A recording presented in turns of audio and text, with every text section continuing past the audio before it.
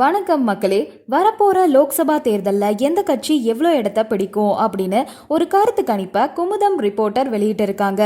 என்னதான் தேர்தல் தேதி அறிவிக்கப்படல அப்படின்னாலும் தமிழ்நாட்டில் திமுக, அதிமுக, நாம் தமிழர், பிஜேபி போன்ற கட்சிகள் தங்களோட தேர்தல் வேலைகளை தொடங்கிட்டாங்க. அதிமுக கூட்டணியில யார் இணைய போறாங்க, யார் விலக போறாங்க அப்படின்றது இன்னும் தெரியல.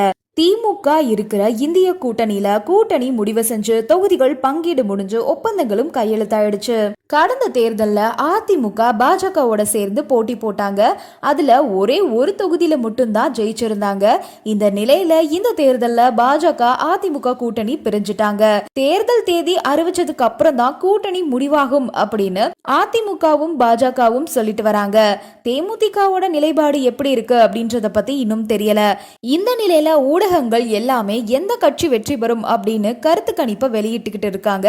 அந்த வகையில குமுதம் ரிப்போர்ட்டர் வெளியிட்ட கருத்து கணிப்புல திமுக கூட்டணி தான் அதிக தொகுதியை கைப்பற்றும் அப்படின்னு தெரிவிச்சிருக்காங்க. 32 முதல் 33 தொகுதியில திமுக வெற்றி பெறுவாங்க அப்படின்னும், அதிமுக 6 தொகுதியில வெற்றி பெறுவாங்க அப்படின்னும், பாஜக ஒரு தொகுதியில வெற்றி பெறுவாங்க அப்படின்னும் தெரிவிச்சிருக்காங்க. மற்ற கட்சிகள் எந்த தொகுதியிலும் வெற்றி பெற வாய்ப்பில்லை அப்படின்னு குமுதம் ரிப்போர்ட்டர் வெளியிட்ட கருத்து கணிப்பு தெரிவிக்குது. நன்றி, வணக்கம்.